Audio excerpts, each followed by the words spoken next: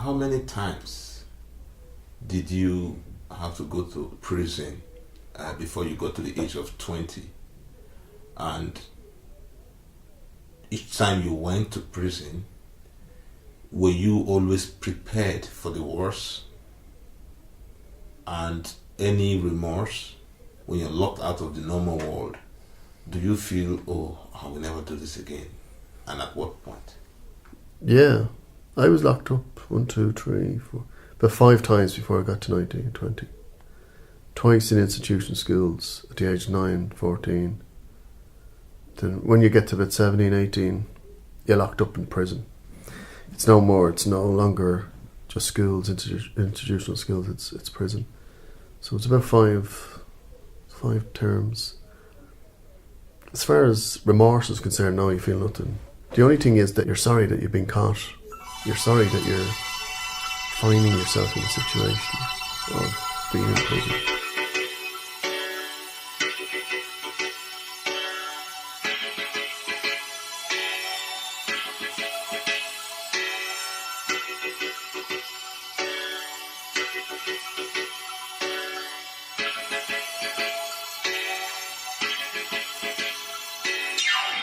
My name is Patrick Bentley. We live in Hamilton Way, Balbriggan, County Dublin.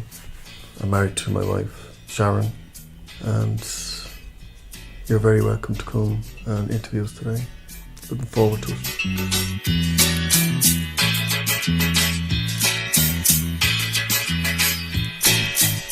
Growing up as a child in an environment of neglect saw Patrick Bentley in and out of correctional facilities and in and out of prisons. He became a thief, breaking into people's homes, and then graduated into drugs taking. He shares his life experiences.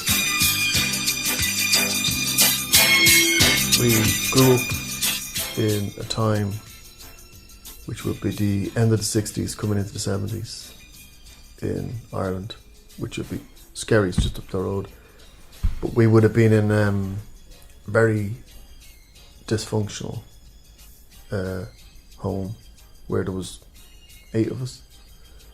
So we wouldn't have had very much like support, emotional support, or there was no such thing back then as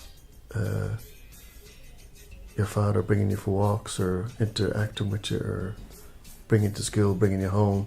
So there was no contact emotionally with your parents. So you were totally isolated as a child. So I would have carried all those issues with me into school life and into going out around where we lived. So within a short space of time, when we got to age 5, we started getting into trouble with the police for stealing, shoplifting. It would have been myself and my brother, who's just a year older than me. So from there we would have been brought to court at the age of 8, 9 years of age and sent away to institutional schools. So that would have been age 9. So from birth to age 9 it was totally dysfunctional and totally no foundation set into your life whatsoever. So you're just totally, running amok, as they say in Ireland. So we went from there, at age 9, locked up. My brother went straight after that. I went back into thieving and robbing. I got locked up in the same school for another year when I was 14.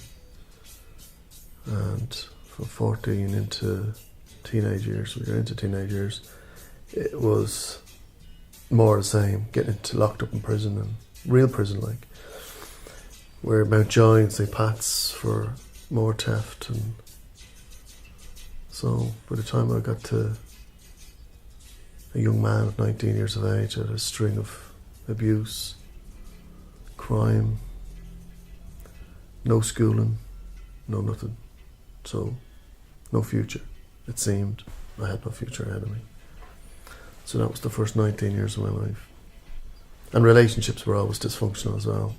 When you get into relationship with girls, they were all dysfunctional as well. Because you had all your insecurities and all your fears and all your baggage you were carrying everything into every relationship.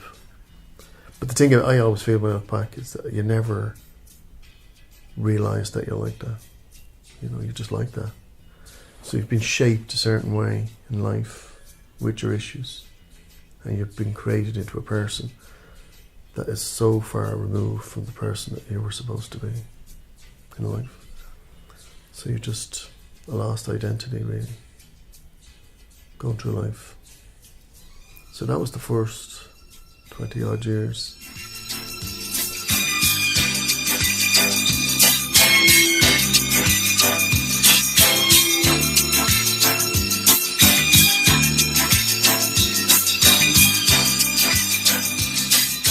I overdosed on magic mushrooms once.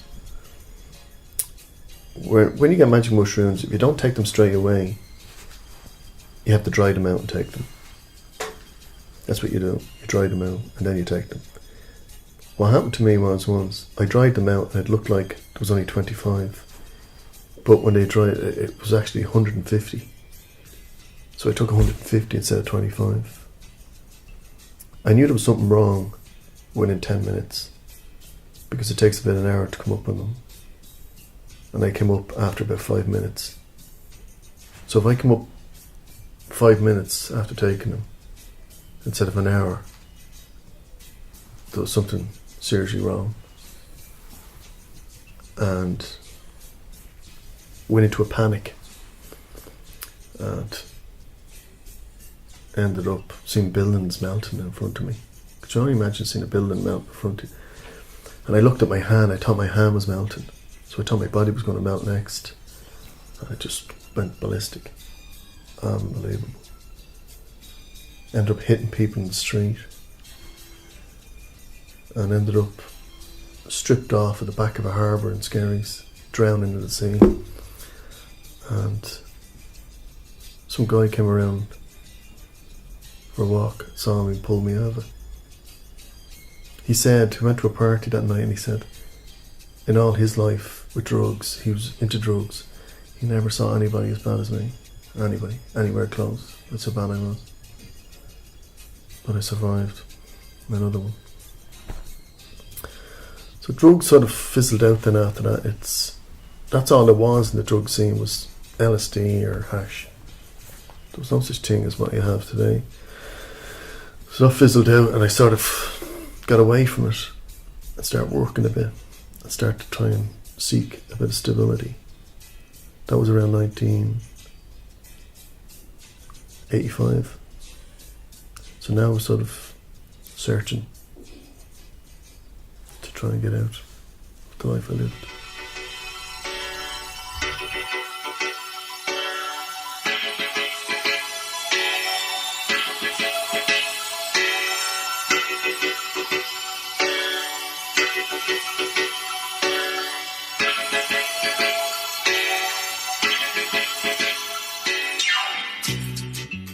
How did you get into drugs? Or before then, apart from breaking into people's homes and all that, were you into anything else? Like being violent, being a thug? You know, were you into... I was quite timid. I wasn't... People thought I was very tough. You know, I say that in my book, Jagged Halo. I said that, you know, people thought I was very... You know, if you fight him, you're going to lose. It was never the case. I was never very good fighters. People were afraid of me because they had this image that if you do something on him, he's going to do something on you. That'll be 10 times worse. But it won't be like a fist fight or something.